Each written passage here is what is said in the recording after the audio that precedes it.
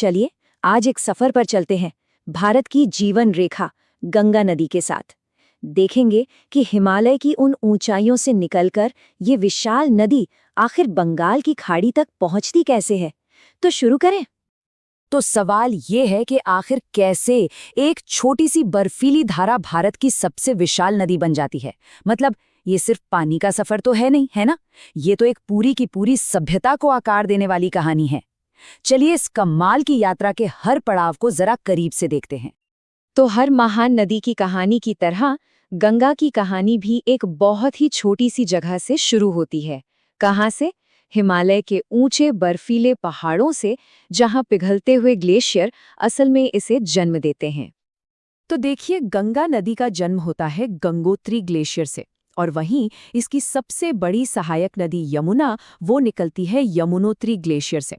मतलब ये दो ग्लेशियर ही हैं जो भारत के दो सबसे पवित्र और इम्पॉर्टेंट जल मार्गों के सोर्स हैं। अच्छा, अब जैसे ही गंगा पहाड़ों की तेज ढलानों को छोड़कर मैदानी इलाकों में उतरती है ना, इसका रूप ही बदल जाता है। यहाँ इसका अकेला सफर खत्म होता है। यहाँ कई छोटी बड़ी नदियाँ इसमें आकर मिलती हैं और इसे एक जबरदस्त शक्तिशाली धारा में बदल देती हैं। गंगा के सफर में ना कई बहुत जरूरी पड़ाव आते हैं। मतलब वो जगहें जहाँ दूसरी नदियाँ इससे मिलती हैं, जैसे कि रामगंगा, यमुना, गोमती, घाघरा, सोन और गंडक।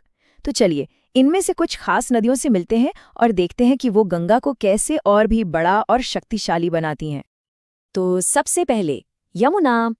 देखिए, यमुना को सिर्फ गंगा की सहायक नदी कह देना इसके साथ नाइंसाफी होगी। ये तो खुद में एक विशाल और ऐतिहासिक नदी है। सोचिए, दिल्ली और आगरा जैसे बड़े बड़े शहरों को जीवन कौन देता है? यमुना ही तो है। तो यमुना अपना सफर शुरू करती है यमुनोत्री से, फिर इटावा के पास ये शक्तिशाली चंबल नदी को अपने में मिला लेती है और यहाँ से इसका बहाव और भी तेज हो जाता है। इसके बाद एक लंबा सफर तय करके ये पहुंचती है प्रयागराज और वहाँ पवित्र संगम पर अपनी बड़ी बहन गंगा से मिल जाती है। और हाँ, नदियों के मिलने की इसी जगह को संगम कहते हैं। पता है, भारत में संगम का मतलब सिर्फ दो नदियों का मिलना नहीं होता। ये तो आस्था और संस्कृति का बहुत बड़ा केंद्र है। और प्रयागराज में गंगा और यमुना का संगम, वो तो इसका सबसे बड़ा उदाहरण है। सोचिए, करोड़ों लोग वहां आस्था की डुबकी लगाने आते हैं। ठीक है, अब जरा उन नदियों की बात करते हैं जो सीधे हिमालय से उतरकर गंगा में मिलती हैं। ये नदियां अपने साथ सिर्फ पानी नहीं लाती, नहीं, ये अपने साथ पहाड़ों की उपजाऊ मिट्टी और मिनरल्स भी लाती हैं। और यही वजह है कि उत्तरी भारत के मैदान दुनिया के सबसे उपजाऊ इलाकों में से एक हैं। रामगंगा से लेकर कोसी तक कई पावरफुल नदियां हिमालय के अलग अलग हिस्सों से निकलती हैं और गंगा के बहाव को और बढ़ा देती हैं। हर नदी की अपनी अलग कहानी है, अपना अलग भूगोल है। जैसे नेपाल से आने वाली गंडक पटना के पास गंगा में मिल जाती है, या फिर घाघरा जो शारदा नदी का पानी लेकर बहराइच में गंगा से मिलती है। लेकिन रुकिए, गंगा की कहानी सिर्फ हिमालय तक ही नहीं है। एक बहुत बड़ी और जरूरी नदी है जो दक्षिण के पठारी हिस्से से आकर इसमें मिलती है। ये नदी इस कहानी में एक बिल्कुल नया एंगल जोड़ती है और इसका नाम है सोन नदी। तो ये सोन नदी निकलती है मध्य भारत की अमरकंटक पहाड़ियों से। वहां से ये उत्तर की तरफ एक लंबा सफर तय करती है और फिर पटना के पास गंगा से मिल जाती है। ये संगम इसलिए खास है क्योंकि ये दिखाता है कि गंगा को सिर्फ हिमालय से ही पानी नहीं मिलता, बल्कि भारत का जो प्रायद्वीपीय पठार है वो भी इसे पालता पोसता है। तो अब तक गंगा में इतनी सारी सहायक नदियां मिल चुकी हैं कि वो खुद एक सागर जैसी दिखने लगती है।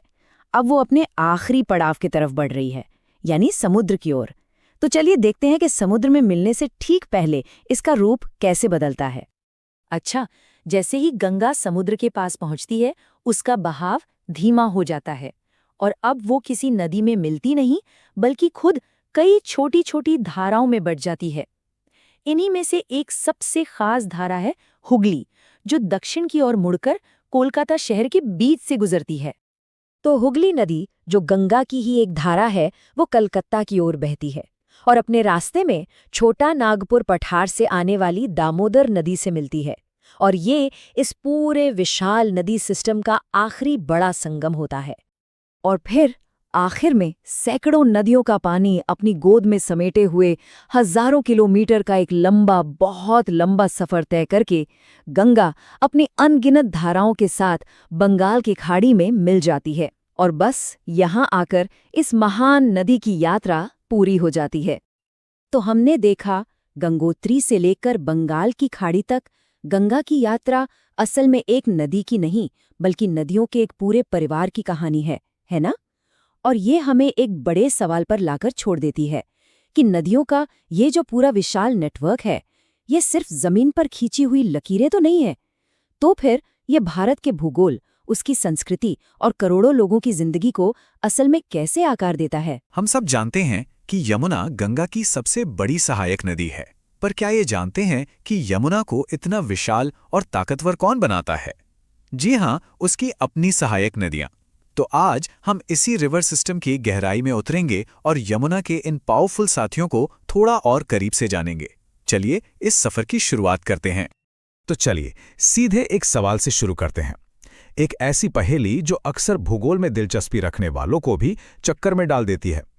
यमुना की जो मुख्य सहायक नदियां हैं, उनका पश्चिम से पूर्व की ओर सही क्रम, सही सीक्वेंस क्या है? सुनने में आसान लगता है ना, पर देखते हैं। और हाँ, इस चर्चा के अंत तक इसका जवाब दिमाग में एकदम पक्का बैठ जाएगा। देखिए, इस पूरी कहानी की जो मेन कैरेक्टर है वो तो यमुना नदी ही है। ये सिर्फ गंगा की सबसे लंबी सहायक नदी नहीं, बल्कि हमारे देश के कई घनी आबादी वाले इलाकों की लाइफलाइन, मतलब जीवन रेखा भी है। लेकिन यमुना अकेली नहीं बहती, उसके साथ चलती हैं उसकी सहायक नदियों की एक पूरी फौज, जो इसे इतना विशाल बनाती है। असल में किसी भी बड़ी नदी को समझना होना तो उसकी सहायक नदियों को समझना सबसे जरूरी होता है। जरा सोचिए, ये एक पेड़ की शाखाओं की तरह हैं, जो तने को सींचती हैं, उसे पूरा आकार देती हैं। तो आज हम यमुना की इन्हीं शाखाओं पर नजर डालेंगे, और वो भी उनके सही ज्योग्राफिकल ऑर्डर में, यानी पश्चिम से पूर्व। तो क्या सब तैयार हैं उस शुरुआती सवाल का जवाब जानने के लिए, वो भौगोलिक पहेली? चलिए अब पर्दा उठाते हैं और देखते हैं कि यमुना की सहायक नदियों का पश्चिम से पूर्व की ओर सही क्रम आखिर है क्या। और ये रहा जवाब। पश्चिम से पूर्व का सही क्रम है चंबल, फिर सिंध, उसके बाद बेतवा और आखिर में केन। हाँ, वही चंबल जो अपने बीहड़ों के लिए जानी जाती है, फिर सिंध जो मालवा के पठार से निकलती है, उसके बाद बेतवा और आखिर में केन। इसको याद रखने का एक सिंपल सा तरीका है CSBK। ये क्रम कॉम्पिटिटिव एग्जाम्स में इतना ज्यादा पूछा जाता है कि इसे याद रखना बहुत जरूरी है। तो चलिए इस क्रम को दिमाग में अच्छी तरह से लॉक कर लेते हैं। एक बार फिर से दोहराते हैं। पश्चिम से पूर्व चंबल, सिंध, बेतवा, केन। याद रखिए, ये सिर्फ 4 नाम नहीं हैं, ये एक पूरी भौगोलिक कहानी है जो नक्शे पर पश्चिम से पूर्व की ओर चलती है। अब जब हमें क्रम पता चल ही गया है, तो क्यों ना इस लिस्ट की पहली और शायद सबसे मशहूर नदी चंबल के सफर को थोड़ा और करीब से देखा जाए। वैसे चंबल का नाम सुनते ही दिमाग में वो उबड़ खाबड़ बीहड़ और घड़ियालों की तस्वीर आती है ना। आइए देखते हैं कि इसका ये रोमांचक सफर शुरू कहाँ से होता है। तो चंबल का सफर शुरू होता है मध्य प्रदेश में डॉक्टर अंबेडकर नगर से। हाँ, इस जगह को पहले महू के नाम से जाना जाता था, जो एक बहुत ही अहम फौजी छावनी भी रही है। बस यहीं से ये शक्तिशाली नदी अपनी लंबी यात्रा की शुरुआत करती है। मध्य प्रदेश से निकलने के बाद चंबल अपना रुख करती है राजस्थान की तरफ, और इस रास्ते में ये सवाई माधोपुर और धौलपुर जैसे ऐतिहासिक शहरों को छूते हुए आगे बढ़ती है। ये एक बेहतरीन उदाहरण है कि कैसे एक ही नदी 2 अलग-अलग राज्यों के कल्चर और लैंडस्केप को आपस में जोड़ देती है। और फिर सैकड़ों किलोमीटर का ये लंबा सफर तय करने के बाद चंबल आखिरकार उत्तर प्रदेश में यमुना की गोद में समा जाती है। ये एक बहुत महत्वपूर्ण संगम है, जहां एक ताकतवर सहायक नदी अपनी मुख्य नदी से मिलकर उसे और भी ज्यादा विशाल बना देती है। तो हमने यमुना की सहायक नदियों के कोड को एक तरह से क्रैक कर लिया है और चंबल के रास्ते को भी अच्छे से समझ लिया है। चलिए इस पूरी भौगोलिक यात्रा के जो सबसे जरूरी पड़ाव हैं, उन्हें एक बार फटाफट से रिवाइज कर लेते हैं। तो 3 सबसे जरूरी बातें जो हमें याद रखनी है। पहली, वो महत्वपूर्ण क्रम चंबल, सिंध, बेतवा, केन, पश्चिम से पूर्व, इसे कभी नहीं भूलना है। दूसरी बात, चंबल का ओरिजिन, कहां से? मध्य भारत के दिल से, डॉक्टर अंबेडकर नगर यानी महू से। और तीसरी बात, इसका रास्ता मध्य प्रदेश से राजस्थान और फिर आखिर में यमुना नदी में संगम। तो अगली बार जब कोई नदी दिखे तो बस एक पल रुककर ये जरूर सोचिएगा कि वो सिर्फ पानी का बहाव नहीं है, वो एक जीवन रेखा है, एक ऐसी लाइफलाइन जो हमारे इतिहास, हमारी संस्कृति और लाखों लोगों की जिंदगी को एक आकार देती है। चलिए आज एक बहुत ही दिलचस्प कहानी समझते हैं, कैसे सिर्फ एक पहाड़, जी हाँ, सिर्फ एक भौगोलिक बनावट पूरे के पूरे उपमहाद्वीप की नदियों का रास्ता तय कर देती है। बिल्कुल एक ही पर्वत श्रृंखला, लेकिन नदियों की किस्मतें एकदम अलग अलग। ये कोई कहानी नहीं, बल्कि हमारे अपने प्रायद्वीपीय भारत की सच्चाई है। और इस पूरी कहानी का जो हीरो है, या कह सकते हैं जो एक विभाजक है, वो है पश्चिमी घाट। तो सवाल ये उठता है कि आखिर ये होता कैसे है ना? इसी को समझने के लिए हमें सबसे पहले जानना होगा भारत के मुख्य जल विभाजक के बारे में। अब ये जल विभाजक क्या भला है? देखिए, इसे ऐसे समझिए, ये बस एक ऊंची जगह होती है, जैसे कोई पहाड़ या पठार। जब बारिश होती है तो ये विभाजक पानी को दो अलग अलग दिशाओं में भेज देता है। कुछ पानी एक तरफ बहता है, कुछ दूसरी तरफ। और हमारे प्रायद्वीपीय भारत में ये अहम काम कौन करता है? बिल्कुल सही, पश्चिमी घाट, जो हमारे पश्चिमी तट के साथ साथ उत्तर से दक्षिण तक एक दीवार की तरह खड़े हैं। तो चलिए इस विभाजक के दोनों तरफ का सफर करते हैं। शुरुआत करते हैं उन नदियों से जो पूर्व की तरफ एक लंबा, बहुत लंबा सफर तय करती हैं। इनमें जो बड़े नाम हैं वो हैं महानदी, गोदावरी, कृष्णा और कावेरी। और देखिए, ये सिर्फ पानी की धाराएं नहीं हैं, ये तो जीवन रेखाएं हैं। सोचिए कितने बड़े इलाके को ये सींचती हैं, करोड़ों लोगों की जिंदगी इन पर निर्भर करती है। और इन सब का सफर खत्म कहाँ होता है? बंगाल की खाड़ी में। पर यहाँ एक ट्विस्ट है, समुद्र में मिलने से ठीक पहले ये नदियां एक बहुत ही खास चीज बनाती हैं, डेल्टा। ये डेल्टा क्या है? असल में नदी अपने साथ जो भी मिट्टी, गाद सब बहाकर लाती है, वो उसे अपने मुहाने पर जमा कर देती है और इससे एक उपजाऊ त्रिकोण जैसी जमीन बन जाती है। तो ये तो हुई कहानी के एक हिस्से की बात। अब पलटते हैं सिक्का और चलते हैं जल विभाजक के दूसरी तरफ। यहां मामला एकदम अलग है। यहां मिलती हैं पश्चिम की ओर तेजी से दौड़ती हुई नदियां। इस टीम के मेन प्लेयर्स हैं नर्मदा, तापी और माही। और इनकी कहानी अलग क्यों है? क्योंकि पश्चिमी घाट के कारण इनको जो ढलान मिलती है वो बहुत खड़ी है और इनका रास्ता भी छोटा है। तो नतीजा, इनका बहाव बहुत तेज होता है, जैसे कोई रेस लगा रही हो। ये नदियां पश्चिम की तरफ बहती हैं और जाके मिलती हैं अरब सागर में। लेकिन यहां कोई डेल्टा नहीं बनता, बिल्कुल नहीं। डेल्टा की जगह ये बनाती हैं ज्वार नदमुख, जिसे हम एस्चुरी भी कहते हैं। और यकीन मानिए, ये एक बहुत बहुत बड़ा फर्क है।